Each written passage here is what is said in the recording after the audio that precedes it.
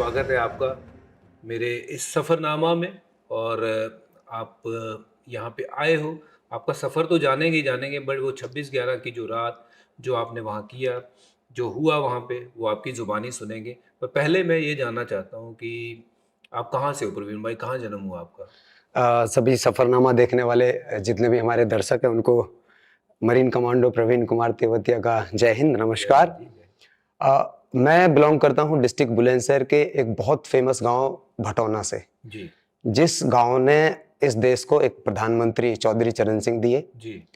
और 39 शहीद मेरे गांव से हैं और एवरेज मेरे गांव से हर घर में फौजी हैं। हम जी, दो भाई हैं, क्या बात है, दोनों फौजी हैं। क्या बात है। और फ़ौजी बनने का जो शौक या सपना, वो जो बचपन से ही विरासत था? में विरासत में हमको मिला विरासत है। में ही है। वाह! दो ही सपने थे जब मैं स्टडी कर रहा था अपनी, कि या तो मैं आर्मी में जाऊंगा या फिर मैं एक टीचर बनूंगा। हुँ, तो आर्मी में जब मैंने तैयारियां शुरू की अपनी 16.5 साल की उम्र से, तो जब मैंने भर्ती देखनी शुरू की तो मेरी हाइट कम रह गई। हुँ, तो मैंने भैया को ये चीज़ बताई क्योंकि वो ऑलरेडी आर्मी में थे। हुँ, तो उन्होंने कहा कि हाइट तो इस तरह से अभी तो उम्र है तुम्हारी, बढ़ जाएगी। हुँ, मुझे जज्बा था कि मुझे भी 12th हो गई है, मुझे जाना है, सेवा करनी है देश की। और मैं एनसीसी सी सर्टिफिकेट होल्डर था, हुँ, सी कर चुका था मैं।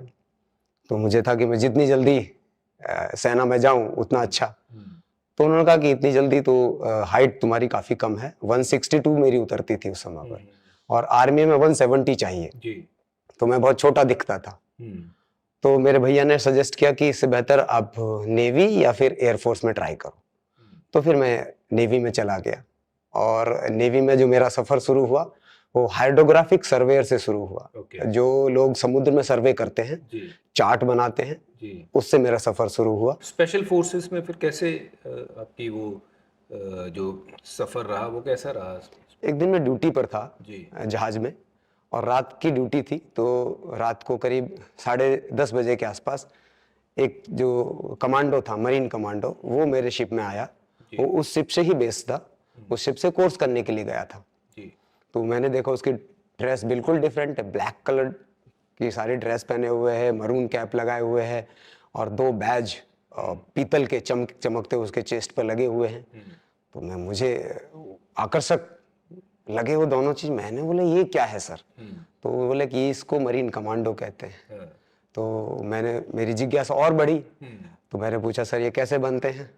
तो उन्होंने बोला कल सुबह 6 बजे मेरे साथ आ जाना, मैं अच्छा, तुम्हें मैं तुम्हें वही दिखाऊंगा कैसे बनते हैं। हुँ, तो अर्ली मॉर्निंग मुझे फिर क्यूरिसिटी थी, फिजिकल मेरा पहले से ही, गाँव से ही मेरा अच्छा था। हुँ, तो मैं अर्ली मॉर्निंग 6 बजे उनके साथ में गया। हुँ, तो करीब 5-6 किलोमीटर रन करने के बाद हम बैटल ऑब्स्टिकल कोर्स में घुस गए। हुँ, जैसे जैसे वो पार करते रहे मैं उनको पार करता रहा। ओके, तो जैसे जैसे वो आगे रस्सियों पे चढ़ते रहे मैं भी उन रस्सियों से पार निकलता रहा। हुँ, 6 फीट दीवार उन्होंने कभी कूदी तो मैं भी कूद गया। हुँ, तो जब फिनिश हुआ बैटल ऑब्स्टिकल कोर्स, हुँ, तो he was just surprise to see कि भाई कि ये सब कुछ कर गए, ये तुम जो जितने ऑब्स्टिकल रखे थे वो सब पार कर गए। पार कर चुके हो, तुम्हें कभी कहाँ से सीखा? तो मैंने कहा मैंने तो बचपन में मैं एनसीसी में था, हुँ, वहाँ पर मैंने बहुत सीखा है सारी चीज़ें। प्लस जो हमारा बेसिक ट्रेनिंग था वो वहाँ पे मेरे लिए एक केक वॉक टाइप का है। हुँ, तो उन्होंने बोला तुम गलत जगह पर हो, अच्छा, तुम देश की, उन्होंने पहचान करी। हाँ,